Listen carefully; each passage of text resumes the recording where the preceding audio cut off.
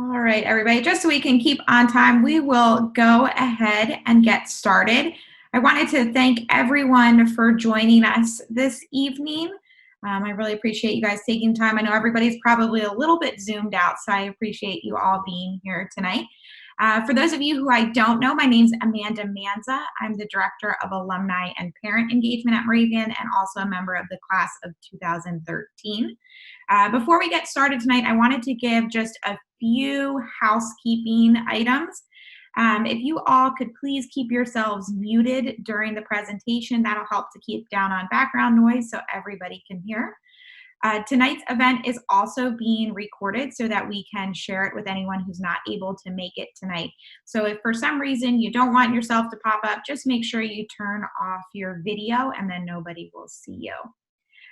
It's up to you whether you keep your video camera on or off. If you do keep it on, I just ask that during the presentation, you just be mindful of how much movement you're making, just so it's not distracting to anyone. After the presentation, we will open it up for a question and answer session.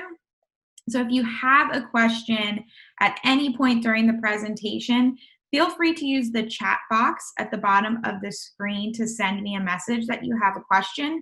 And then at the end, I'll actually call on you to ask your question live and for Dr. Leeds to respond to it. If we happen to not get through all the questions, we will also try to get the answers for you and email them out afterwards. So we will try to do that if we run out of time tonight. I would now like to introduce Dr. Leeds, who is Professor of Economics and Business here at Moravian. Her areas of research and expertise include sports economics, economic development, event studies, financial markets, mortgage banking, and check privatization and transition. So without further ado, Dr. Leeds. Good evening. I'm very happy to see so many faces. And I'm also happy to share with you my comments and discussions about a favorite topic of mine, obviously, the state of the economy. So there we go. Okay. So I will, here's the outline of my presentation. It has three basic parts. First, we will look at where we're now, and I will discuss the state of the economy, that is gross domestic product, the unemployment rate, and the inflation rate. Next, we'll ask the big question, how did we get here? Okay? And I'll discuss COVID, congressional attempts at relief, and the impact on government deficits. Finally, we'll ask where we're headed. And that raises the issue of what fiscal and monetary policy is going to do, what's going to happen to COVID recovery, and finally, economic recovery.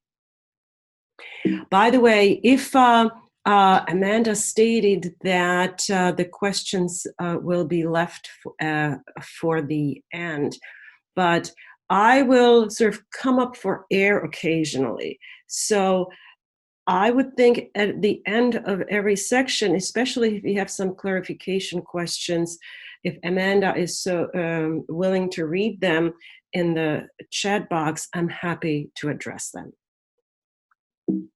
So, where are we now? That's the first section. We are in a recession. How do we know we're in a recession? Because NBER spoke. The NBER is the National Bureau of Economic Research, and this organization, which is a non-governmental organization, determines the dates of all business cycle. And so the NBER said that the recession started in February of this year. That ended a 128-month-long expansion. This is the longest economic expansion on record in US history. And the announcement came in June of this year. And you may wonder, what took the NBER so long to determine that we're in a recession? Okay? But that's the wrong response. For those who know, you would say, this is amazing. This was the shortest response in recent history. Typically, it takes a year or even longer for the NBER to date the state of the economy. The reason the NBER takes so long is because there are no revisions. So once NBER decides on the date, it is written in stone. The fact that the NBER, it took it only 4 months to decide that we are in a recession. The shortness of that lag speaks to the severity of the current situation. So the first thing I want to show you to illustrate the severity of the recession is the following. You may have to move these pictures because in fact, it hides, on my Zoom, it hides the most important part. So you may want to minimize the speaker window. So here is the chart for the gross domestic product, and this is the growth rate of real GDP. So this is what is used to measure the output of the economy. And you can see that between 2016 through 2018, the economy grew at anywhere between 0 and 5%. And then this year, there's a negative growth rate. The first quarter of this year, there was a contraction of 5%. And in the second quarter, there was a contraction of 30%. Okay? This is almost unprecedented. Now these are, as you can see here, annual rates. So for each quarter, this is the annual rate. And if this rate in the second quarter persisted throughout the whole year, we would have a contraction that's larger than the Great Depression. So let's hope in the second quarter that the contraction is slower. I have here another graph from the NBER, and that just shows you how different the graph looks when we change the scale. So here you can see that the growth rate of the economy, again, moves between about 0.5% in the fourth quarter of 2015 and reaches about 4.1 in the second quarter of 2018. These are all considered normal growth rates of the economy. So where we are now is pretty much determined by the growth rate of the economy that I have just showed you. And as you can see, it's September, and all I could show you was the second quarter that ended in June. So the present state of the economy, if we look at the the output of the economy, is really known with a 3-month lag. So we rely on other indicators to tell us where we are now. But before I get to the other indicators, I want to make a distinction between real and nominal GDP. So what we've seen is the growth rate of real GDP, that's GDP adjusted for inflation. But of course, we also want to know nominal GDP, and that stands at just below 20 trillion and in the second quarter of this year, and that is a 2 trillion decline from the first quarter. I'm mentioning these figures because we will refer to them in the slides below. So this is the picture of the whole economy. We're in a recession, but different sectors were affected at different rates and had experienced different impacts. So some sectors obviously have thrived, right? The technology sector, the deliveries, some real estate. If you may have been observing prices in your neighborhood, and you may have been hearing stories of your friends trying to buy a house, housing prices have been rising in suburban locations, in part because people are, in some sense, fleeing the cities. Other sectors have not thrived. You've heard of bankruptcies of brick and mortar stores. Gyms have closed and people can't visit, and so gyms, business of gyms has gone down. The rental market has been severely hit, right? Because many people can't pay their rents and there is no one to replace them.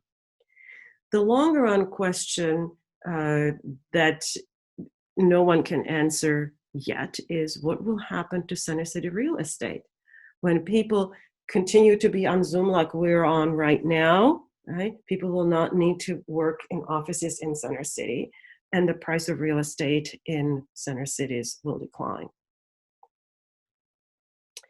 So let's look now at another indicator of where the economy is now, and that is employment and unemployment, and in particular, the unemployment rate.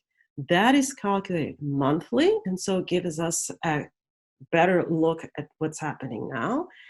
And the unemployment rate is calculated from household surveys. So it provides a more up-to-date picture of the economy.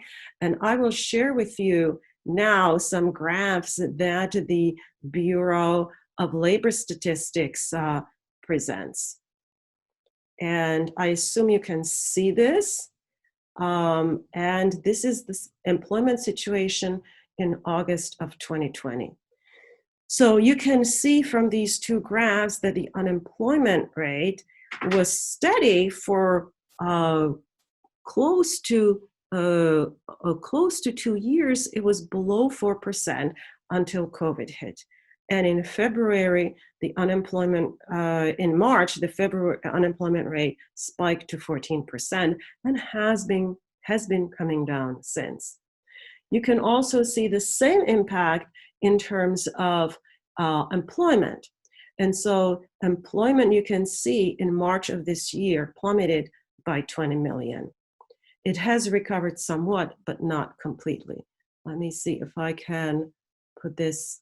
Yes, okay, I can go back to where I was. This is very fortuitous. And so you can see that in March 2020, March of this year, 20 million people lost their jobs, and only about half has been recovered. So there are still 10 million fewer employed in August of this year than August of last year.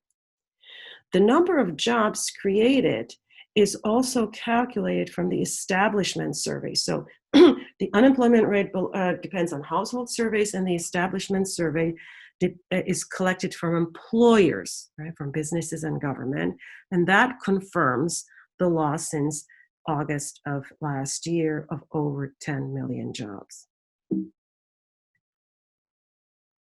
Okay, and hold on, this is, and when we include social distancing, the unemployment rate and the unemployment seems even longer. So let's look at some different segments of the labor force.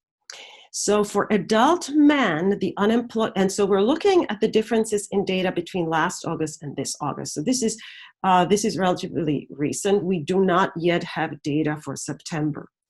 So for adult men, the unemployment rate rose from 3.3 to 8%, and for women, higher to 8.4%, and I'll speak about this a little bit more shortly. For all men and women, the situation is a little worse because the unemployment rate among the young, that's 16 to 19, is higher than for adults.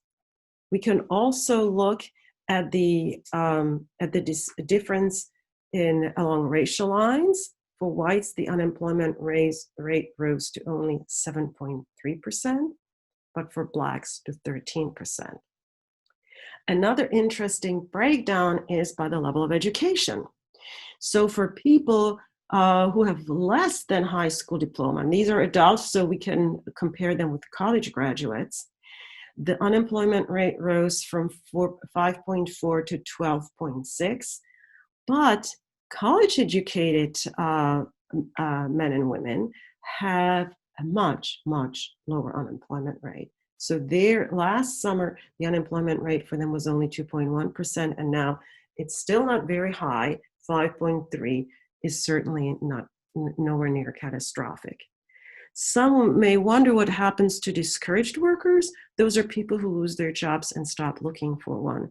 So for them, if we include them in the unemployment rate, then it would go from 3.9 to 8.7. That is, be a little more than what we have for adult men and women. We can also see this on graphs. So here's unemployment by sex. And I pointed out that for women, the unemployment rate is higher, right? And you can see it in this graph. There's this peak in June, and this recession has been dubbed as a female recession because the kinds of jobs that were lost are mainly in the service sector and the hospitality industry, and those jobs are filled mostly by women. In contrast, when you look at the earlier history, the Great Recession has been recognized as a male recession. You can see that for women, the unemployment rate was about 8%, but for men, it was reached as high as 10%. And that is, of course, the reason for that is, of course, that this was a result of the subprime mortgage crisis, and the jobs that were lost were in the financial sector, and those jobs were held primarily by men. And here you can see the historical differences of the unemployment rate between whites and blacks.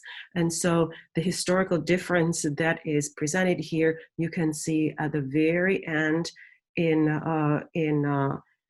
this goes through June, but you can see that the unemployment rate for blacks is much higher than the unemployment rate for whites. So, but in addition to just the effect on employment and unemployment, we can track something that's called the labor force. So the unemployment rate is calculated as a percent of the labor force.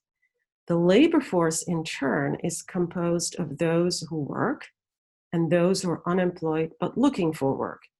So if people lose their jobs and stop looking for work, the labor force declines. The labor force participation rate falls, and there are fewer unemployed workers because they left the labor force. And so the labor force, unsurprisingly, has been shrinking. So between August 19 and August 20, the labor force fell by 3 million, and so only 161 people are in the labor force now. Finally, I promised that I would show you something about inflation. So this is courtesy of the Bureau of Labor Statistics again, and they release some great figures, and so we will look at them together. Okay. So here are the figures for inflation.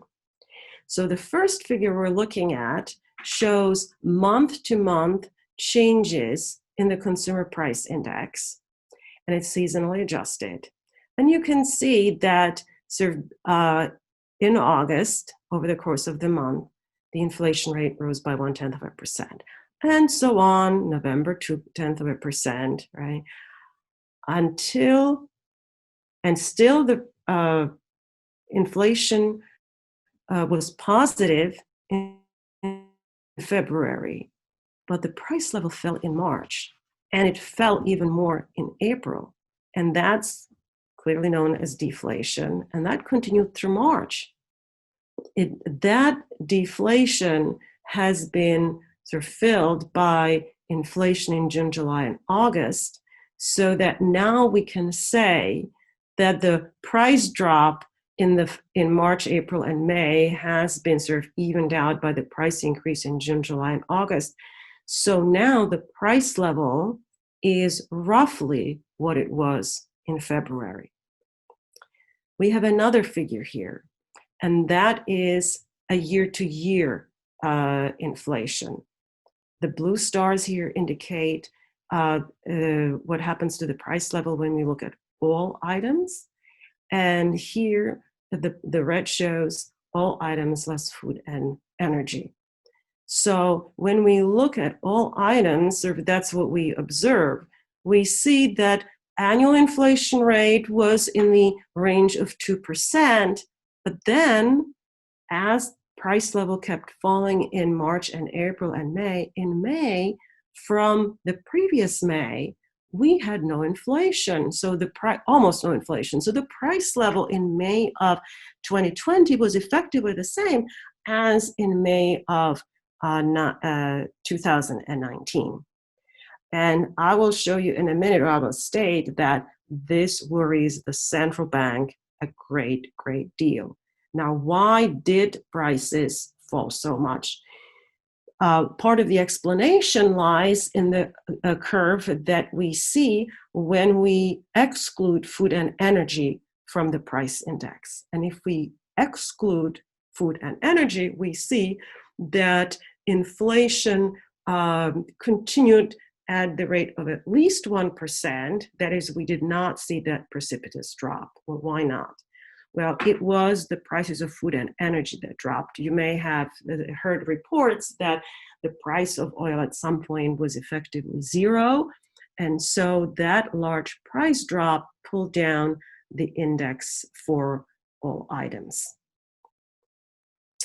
So that's all I want to show you here. So let me return to my slides again.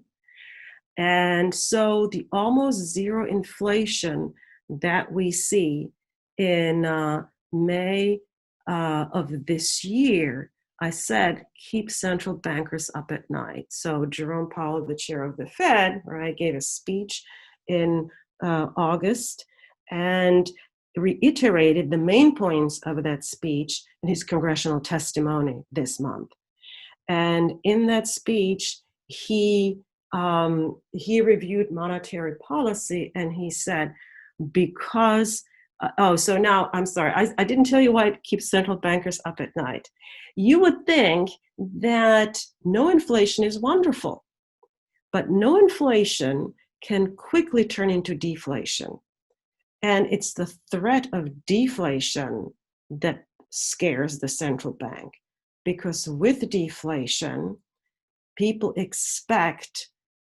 continue to expect price drops. And if people continue to expect price drops, they may postpone their consumption. And if they postpone their consumption, then there is less demand and there could be less produced. And that is the sign of a recession. So the central bank does all it possibly can to avoid deflation. And as a result, Jerome Powell said that the central bank will adjust its policy. And it will effectively, he's saying, he will let inflation be whatever it may, because there is so much ground to be made up, because the price increases this year were so very low. Okay. So if anyone has any questions, I can't see, so this is my first coming up for air. If anyone has questions, I can answer them, and Amanda can read them to me if they are in the chat box. So I think, Amanda, you can hear me. If you have, if there are some questions you want to read to me, that'd be great. Yeah.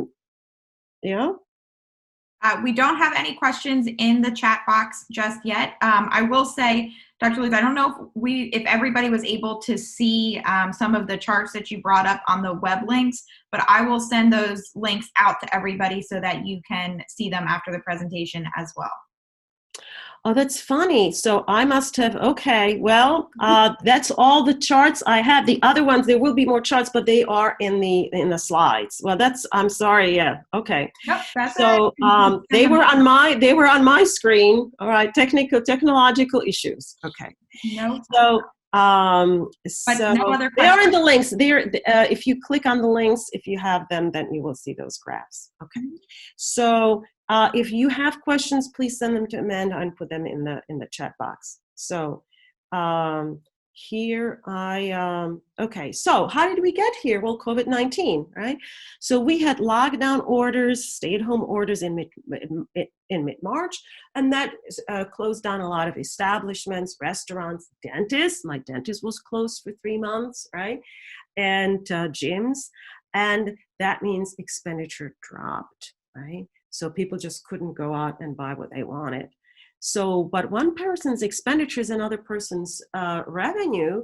And so we can introduce here the multiplier effect, right? Expenditure translates, in addition to revenue, into income. So every expenditure, when received by someone, represents either his wages or his profit or his rent. And And a key observation is that consumption, that is what household purchase, depends on household income. So if our income drops, we purchase less. And if we purchase less, then other people receive less income and their consumption drops. And that introduces a downward spiral for the economy. So I will now share some insights by other economists. You may recognize Greg MANKIW. Some of you may recognize him as the author of the text we use in economics. Others may recognize him as the former chair of the Council of Economic Advisors. And he made the following statement. He says that their fear, in fact, had a much bigger effect on consumption and helped to create the recession than government-imposed closures. He, in turn, reads other economists. So there's this study by Goolsbee and Siverson that has data to show that consumption changed away from large stores to small stores, away from non-essentials to essentials. And so instead of going to restaurants, people go to grocery stores. So restaurants are hurting, but grocery stores are thriving, right? And it is a fact that the biggest consumer spending declines occurred in high-income zip codes. And that has the power to explain some puzzles, which is, why has the stock market been going up so much? So now the stock market is down again, but about 2 weeks ago, it recovered most of what it lost during the year. And the reason is that if people don't spend, they have to save and they have to park their money somewhere, and they don't put it in their checking accounts, they invest in the stock market. So the stock market has been boosted by lack of consumer spending. So what has Congress done about this? Well, you may have been recipients of some of the gifts that came from the CARES Act. And the CARES Act was passed to keep consumer income stable. So if consumer income stays steady, so do their expenditure. And if their expenditure stays steady, so does their consumption. And that helps prevent a recession. And so some of these key parts of the act were that individuals who pay taxes got up to effectively a grant of $1,200 from the government. Our daughter was a happy recipient of one of these grants. She gave half of it away, and she bought a bicycle app for the other 600. That's phased out, so not everyone gets it. And in addition, one of the major provisions of the CARES Act was $250 billion. It extended and expanded unemployment insurance. That added $600 per week for 4 months to many people and expired at the end of July. That CARES Act also extended unemployment benefits, and it widened these benefits to the self-employed, to independent contractors, and also to gig workers. And so the CARES Act did a lot of good, but no good deed goes unpunished. And so the government, the impact of the CARES Act wasn't just positive, it was also negative. And that's its impact on the government budget deficits and the national debt. So most economists advocate a cyclically adjusted deficit, which means that the government should run deficits in recessions and surpluses in booms. And these deficits and surpluses together accumulate to form our national debt, right? But early in his administration, Trump introduced and Congress passed huge tax cuts. And these were made, as you saw, the unemployment rate has been very low. The economy has been really growing at a reasonable rate. So what one would consider what we could consider boom times, all of a sudden the administration introduced a huge deficit. So most economists would say this is the wrong policy at the wrong time, and now it's coming to bite us. So loosely speaking, right, as why is it coming to bite us? loosely speaking, as long as the economy grows faster than the national debt, holders of government securities feel safe. That is, as long as the debt to GDP ratio is stable, holders of government securities, right, which is national debt, right, feel safe. But unfortunately, the CARES Act hasn't kept the debt to GDP ratio stable. It raised it. So the problem of the CARES Act, that it's greatly increased deficit and debt. And here is, I think you can see this one because it's in my slides, is a great graph. So what is here? So what we have here is a historical development of the budget deficit. So it's traced here for fiscal year 17, 18, 19, and 20.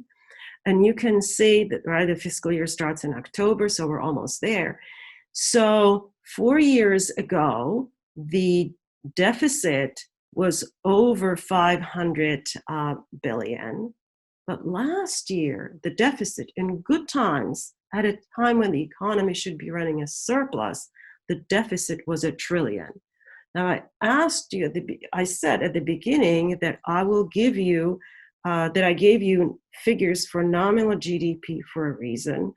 These are nominal or current dollars. And so you can see that at the end of last fiscal year, in September of last year, the budget deficit was $1 trillion as a function of an economy that was roughly 20 trillion. And so it was a little higher than that back then. We see that the deficit was about 5% of GDP. Now I told you that nominal GDP is about 20 trillion, and already the deficit is 3 trillion, and we're headed to 3.3 trillion. And so the budget deficit as a function of GDP will be over 15%. That's almost unheard of. Here is a graph of this is just a historical summary of the percentage of national debt of gross domestic product, of GDP.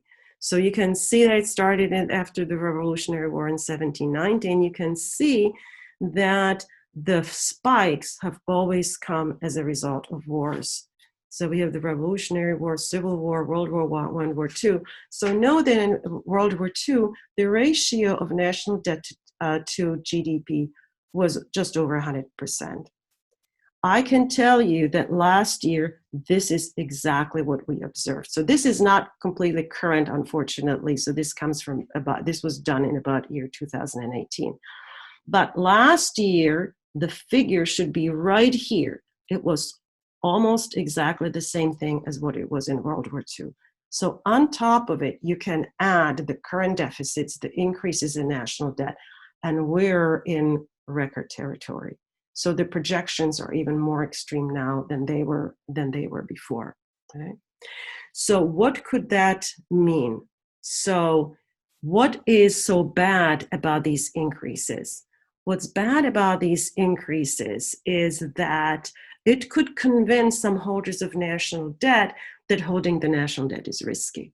And if so, then the interest rate on national debt will rise to alleviate that fear. It also means that effectively we've topped off our ability to borrow more, right? So again, we could borrow more in World War II because there was sort of room to borrow. If we're approaching a 200% ratio of national debt to GDP, we may lose the ability to borrow more in cases of future emergencies. So, where are we headed? So that's the last part of my presentation. And you may have heard that Yogi Berra has been frequently credited with saying, that's the second point, bullet point here, it's difficult to make predictions. especially about the future. I looked it up, and it turns out that he wasn't the first one to say it. It's, I think, a very appropriate saying. Niels Bohr, right, the Danish physicist, apparently said it, and it was based on a Danish proverb. Okay, so I am going to make a prediction here. I can tell you with great certainty that I know when the recession will end. And that is, it will end when the fat lady sings. When the NBER says the recession is over, it will be over. Unfortunately, we will not really know this until about a year after the end of the recession. Because remember, there is a lag between when the recession ends and when the NBER recognizes that it's ended and makes the pronouncement. So how can fiscal policy help us to end the recession?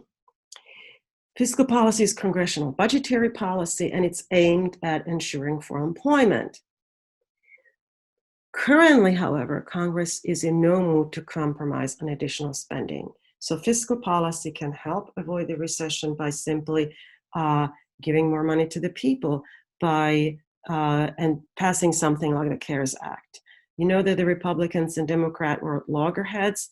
Republicans wanted to spend another $1 trillion, Democrats another $3 trillion, and they came to no consensus. The impact of congressional inaction will be aggravated by what happens to state budgets. State budgets will be slashed as taxes drop. And so we may see a second wave of unemployment, which will extend the recession. And one of the parties that will hurt are state schools, because states as universities, because they rely on state aid. And as they lose support, some of them may close. And as you know, that in Pennsylvania, many of the state's colleges are merging. How can monetary policy help avoid lighten the recession? Our central bank, the Fed, conducts monetary policy with the goal of reaching maximum employment and price stability. Right? Now, price stability, as I said, doesn't mean no inflation. So typically, central bankers aim at hitting 2% inflation. And so I mentioned earlier that Jerome Powell said that because the inflation rate has been so low for so long, well below the 2% target, he will let inflation rise above 2% to reach the long-term average of 2%.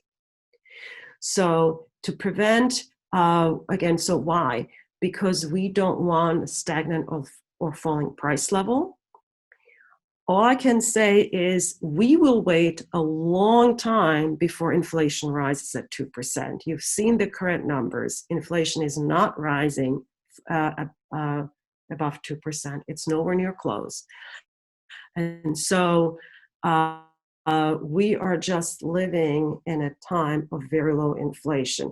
I know that some of you I remember the 80s. Some of you also remember the 80s, and especially the 70s when sort of inflation was the scourge, but it hasn't been there in this century. Because the inflation rate is low, interest rates remain low because nominal interest rates incorporate inflationary expectations. And the Fed would like interest rates to be a little higher than it's now, because it's the lowering of interest rates that spurs investment and consumption. And so if the interest rate is as low as it's been recently, which is sort of close to zero, the Fed has no way of lowering it further, and that makes monetary policy impotent. So, but what the low interest rates mean is that they create an incentive for Congress to run deficits, because effectively Congress can borrow, our Treasury can borrow for free. So what's the cure? How do we get out of the recession? Here is the cure. Wear a mask. Right? Follow Ben Franklin. So the recession was caused by the virus, and so the remedy lies in licking the virus. The countries that were most successful in reducing the incidence of COVID relied on a combination of lockdowns, testing, and tracing. I've been checking the numbers recently. New Zealand now really has almost no infections. Iceland has been known to have no infections, but they rose recently. And you may want to know what happened in Moravia. The Czech Republic had one of the lowest infection rates in Europe. But recently it spiked, and it spiked so much that the health minister was replaced with a scientist. That's not likely to happen in the United States. So if we are to lick the virus, what do we need to do? Some lockdowns, but they have obvious drawbacks, right? And they create political flag, anti-aircraft return fire. But similar return flag has been happening on the ground. And if anyone wants me, I can talk about what happened in Michigan. Okay. There is an analogy that Paul Romer, whom you may recognize as a Nobel Prize winner, introduced. He said, what is happening in this panic is analogous to like a rash of cars blowing up. And if cars randomly started to blow up, people would stop driving and much economic activity would freeze. But the economy can't stay frozen forever. So some people would start to drive occasionally, now and then, and they would have to figure out which cars are likely to blow up and which ones aren't, right? So once we discover the pattern, we can get rid of the faulty cars and return to normality. Well, how will we return to normality? Again, only through curing the virus, right? But to agree how to cure it, we need to agree on how it's transmitted. Somehow, people have different opinions on that. The CDC has now come out against testing of those who come into contact with asymptomatic people, unless they are in a high-risk category. This prevents any contact tracing from being conducted, and that allows infection to spread further. So when will the epidemic end? It'll end only if a vaccine is developed, and more importantly, if people agree to take the vaccine, to be vaccinated. Trust will be of the essence. So what will a long-run return to normality look like? COVID-19 will change the way we live and work. I'm talking to you on Zoom. I've been teaching on Zoom. And even when we return back into the classroom, there will be many Zoom sessions. Zoom will not leave our lives. These changes are compounded with other ongoing technology changes.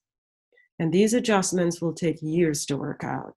So we're looking at many years with above typical unemployment rates.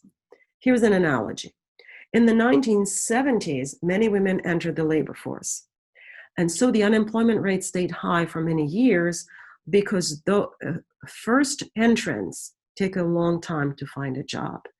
So it took many years to work out. And so similarly, the changes in our economy will take a few years to work out. So online shopping has already changed the economy. Air travel may not return to previous peaks, right? Business, why travel for business if you can have a Zoom meeting? The same is true for the hospitality industry. And there is additional, not just economic impact, but social impact. You may have been noticing growing income inequality. We have observed racial disparities in deaths and unemployment. And the social impact can turn into political impact and increase political polarization. And on that happy note, I will end and let you ask questions. And I thank you for your attention. Thank you, Dr. Leeds. We do have a few questions in the chat box, so I'll ask those. And if anybody else has any, feel free to go ahead and send them to me and I can present those. So I don't probably have to, let me stop sharing. And yeah, let me stop sharing. And I can, oh, you know what? I can maybe, it's okay. You missed those. The best graphs were the inflation graphs and you didn't see them. Let me see if I can, I just love that 0% inflation. So let me do that one. Oh, I have this on, okay, here. This is, no. Okay, I need to stop share, get out of here, and show. All right, let me not monkey around with it. So go ahead and ask questions. We'll send them out, the links out to everybody. Okay. Fine. So our first question is from Charlene, and she asks, what would have been the effect of not having the CARES Act, and what scenario might have unfolded then? Oh, that would have been an ugly scenario. So if you saw the decline in GDP, right? That was 30%. And that was with people effectively getting $600 a week that they wouldn't have been spending. Production would have dropped some more. And in addition, so simply whatever you're seeing would have been worse, right? There would have been greater drops in employment. That means increases on unemployment rate, greater drops in output. But I think most, as my last slide indicates, you can't really separate the political and economic impacts. And so we're now, we are observing racial unrest. There would have been much more unrest. So that's my answers tend to be short. Feel free to follow up if you want me to comment on other aspects of the question. Perfect. And then we have one from Marilyn. She asks, what happens to the economy with Trump stopping the payroll tax for Social Security? I think that has had almost no impact because it's voluntary, and I think employers have basically ignored it. All right. And then this is from Kirby, and she wrote to me. She said, you might have kind of answered it, but I thought I'd ask again. Absolutely. So that's fine. With high government debt and the Fed rate at 0, how will inflation be contained? Again, the fear here is not of inflation, but deflation. So again, you didn't see those inflation rates, but believe me, inflation as an approximation, there is no inflation, right? So again, it's running low, but it is. You could say that it's a little bit of a puzzle that the Fed. Okay, usually we think printing of money creates inflation. I did not give you any money data, but the money supply has been growing very rapidly as well, but it hasn't created any inflation. And the one thing that the Fed wishes is that it would create inflation, right? So the high national debt is not directly linked to inflation, and so I'm sort of leaving it in limbo. So the high debt, right? To me, and I'm repeating myself a little bit, just means that it may put some limits on debt issuance in the future, right? But it has not been linked directly to inflation, even though the money supply has been rising. Thank you. We have one from Allie, and she asks, can you speak to the impact on the education of America's youth, mainly their readiness to become responsible and active contributing members of the economy in terms of consumption, spending, and earnings? I don't know exactly sort of exactly what you want me to say, but and so I may not be answering it. I may not be giving you an answer that you want, but the best way for the young to become responsible citizens is to get jobs. You've seen that the unemployment rate for college-educated students is low, and I think that from my experience, the people I come in contact with have been responsible citizens, and I look forward to seeing them behave as responsible citizens. Thank you.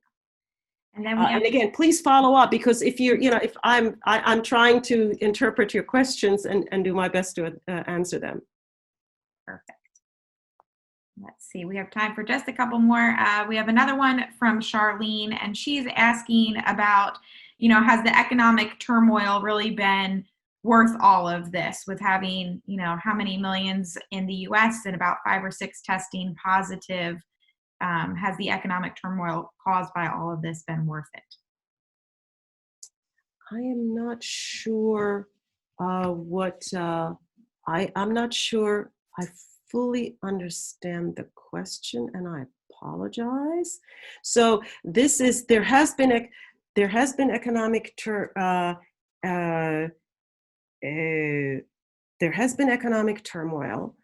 and I think, okay, so maybe you're asking about the shutdown. So the shutdown, okay.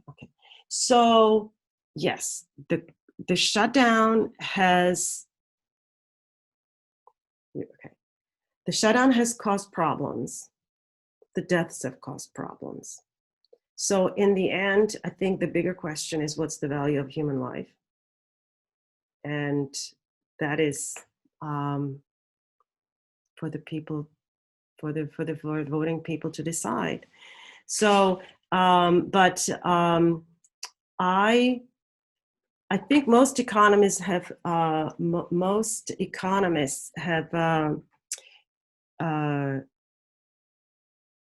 most politicians try to minimize the death rate.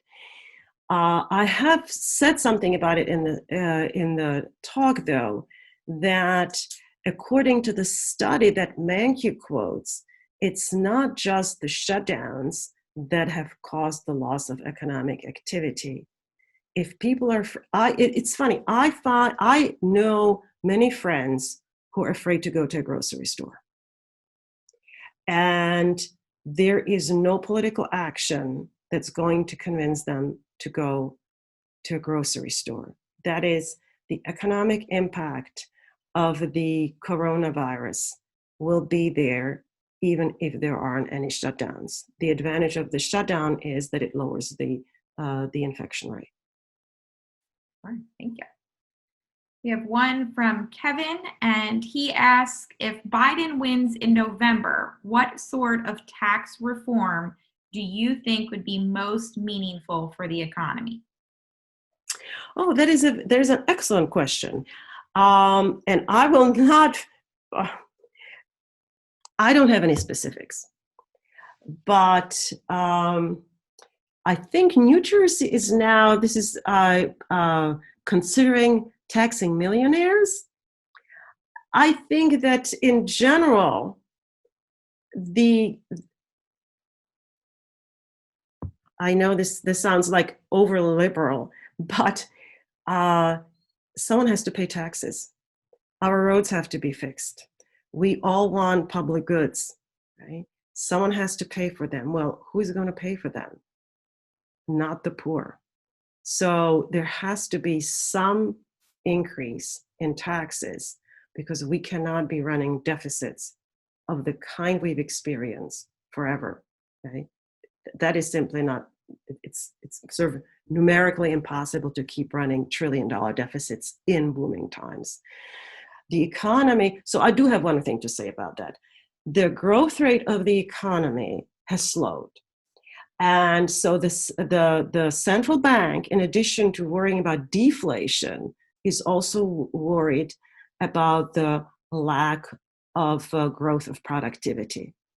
Productivity, which is output for worker, in the end determines how much we can, the growth rate of the economy. So the growth in productivity determines the growth rate of our incomes. And if the economy, if productivity grows slowly, our economy will grow slowly. And if our economy grows slowly, then we will not be able to raise many taxes. And so we will not be, somehow the assumption of the tax cut of Trump was that it will make the economy boom, right? And so it will pay for itself. Well, the economy isn't doing badly, but it's not booming at the rate that he projected, which was 4%, right? It's unrealistic. The economy is growing at 2%. So with a slow rate of the economy, we simply cannot afford such tax cuts because the numbers don't add up. So that's my response. Thank you, Dr. Leeds. We have one in here from Chad, and he asks, if there was one piece of advice you could give us as we stare at economic uncertainty for some time, what would it be? Wow, so individual decisions, right? These are individual decisions. That's funny. I always tell my students you should save more and spend less because you need to save for retirement. But that is sort of the wrong that is the wrong advice this year. So spend this year, but once we're in a few years, start saving a lot. Now that's not going to save the economy, but that's going to save you. So, but in terms of the economy, whatever raises, whatever raises productivity, right? So, I think the better thought behind the tax cut was the hope that it might raise productivity, but that simply hasn't happened. So, that is the key to the success of the economy. Thank you, Dr. Leeds. And thank you for everyone who joined us tonight. I really appreciate it. We've gotten through most of our questions here, but it's time to wrap up. So I'll keep an eye on those. If anything else comes in, I'll pass them on to Dr. Leeds and we can get an answer for you. But I wanted to thank everyone for joining us tonight. I hope you all enjoyed this presentation. And a special thanks to Dr. Leeds for taking her time to put this all together for all of us. Everybody have a great night.